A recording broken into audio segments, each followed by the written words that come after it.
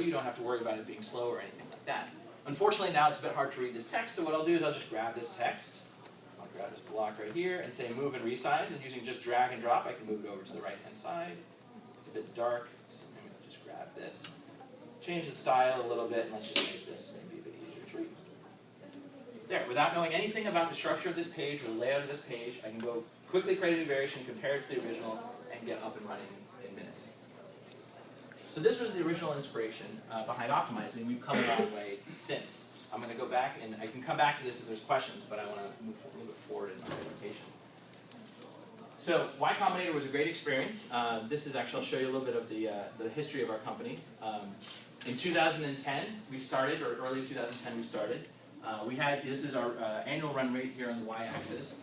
This little blue dot here in the beginning of 2010, that was that first couple $1,000s per month we were earning, and we had a handful of other customers as well. We hired a great team. We hired my identical twin brother who went to Berkeley, and another guy, Elliot. He had a team of 4 by the end of 2010, and that team helped us get to launch. So in October of 2010, we launched to the public, and this is the first time we'd ever become something people came to as opposed to something where we had to go to our customers.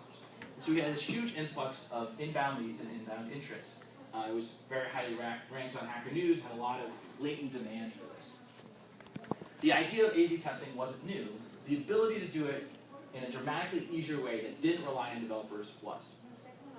So by the end of 2010, we reached this amazing milestone. We were like celebrating champagne, $100,000 in annual run rate. We're like, whoa, this is a real business. We can forget everything else we're doing. We just coast from here. Instead, actually, we continued to grow, and we doubled. In 2011, we hired Ricky, our first support person, Jeff, who's sitting over there from Stanford, Matt, our first sales guy, Ryan, a designer, Meng Shao, and Julio, our second sales guy.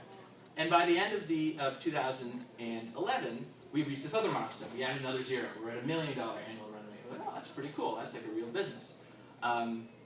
We continue to grow, and you can see this graph sort of slowly inching its way to up and to the right, which if you ever talk to an investor, that's always the direction you want the graphs to go. And in the first 2 quarters of 2012, we doubled again. We hired a director of engineering, a bunch more folks to help us continue to scale and grow. And we reached another milestone. We reached roughly a $4 million annual run rate. And in the rest of the year, we're still continuing. Q3, we doubled again. And today, this is actually not even including everyone, we're almost going to be to about 50 people. So this is a great opportunity for us, and we were able to now not only build a product people wanted, but we could build a very efficient sales model where people were interested in us. We got a lot of great press. We were in Wired and CNN. TechCrunch wrote about us a bunch. And we were able to get not only the handful of salespeople within our company to sell a product, but we had 2,800 customers of ours who were evangelists for us. And so companies like Starbucks or Salesforce or Disney, they used Optimizely, and if they enjoyed the product and had a delightful experience, they'd tell their colleagues at another company, or maybe the marketing conference, they'd mention this thing called Optimizely. And so I want to end by just talking a little bit about this graph. So I don't know if anybody here is a math major or understands some sort of basic math, but this is an exponential graph, which is kind of cool, and eventually I'll show you what will happen here. But if you take this graph, and if this goes, the y-axis here is to 10 million, we can just do some simple math and actually just shrink this down, and let's just make the same exact graph go to 100 million. If you just do some math and figure, okay, well, what does that mean? What happens with an exponential graph if you're going to 100 million? Well, in not too distant future, we're going to be the biggest company in the world. At some point, our growth will have to slow down, so that's likely not to happen. But we're in this exciting point in our company's growth where we know we've built a product people want, we have a product market fit, we're not working on something like Carrot 6 that didn't have a distribution model or a sales model or a revenue model. We've learned a lot along the way, and we know that the next evolution for our company is to take a team that we have today, 30 or 40 people, grow that and help build some of the DNA that we've built today into the people that we hire. And the only reason we're ever going to get to this number, to 100 million and beyond, is if we bring a great team of people together, hopefully some of the folks in this room, and really go after the opportunity we have in the future. And I want to end by just talking a little bit about the vision for our company, and then we have plenty of time for questions. The vision for our company is really appealing to me because it started off with just this idea of let's build something I would have wanted during the Obama campaign to make it really easy for anybody to do it. We've done that. We've now surpassed Omniture Test and Target, which was the incumbent 800-pound gorilla. We're the most highly adopted testing tool amongst the top 10,000 websites on Earth. But A/B testing is just the beginning. A/B testing is a great way to come up with the average best thing to show somebody. If you go to BarackObama.com, or I go there, or my mom goes there, we all get generally the same experience today. But there's a huge opportunity to use all of the data that we have about an individual to show that person exactly the right thing at the right time, and enable businesses to do that as well. And so the future of Optimizely isn't around what's the average best A/B test to show somebody.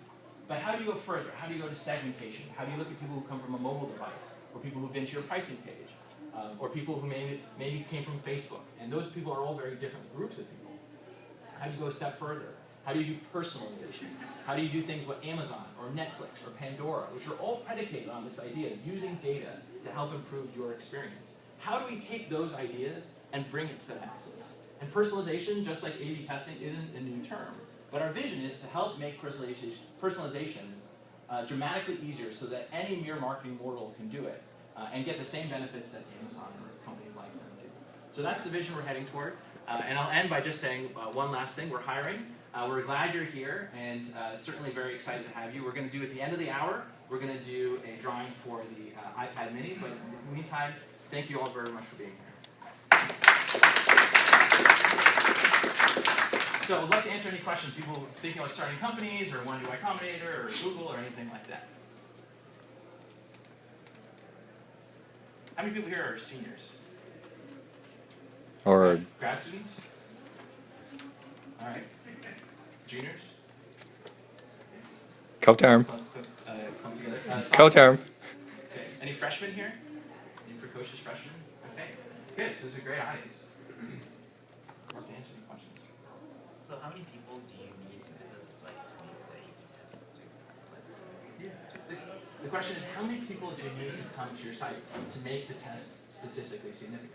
And there's no universal answer to that. A general rule of thumb is that you need at least 100 conversions per variation that you're testing.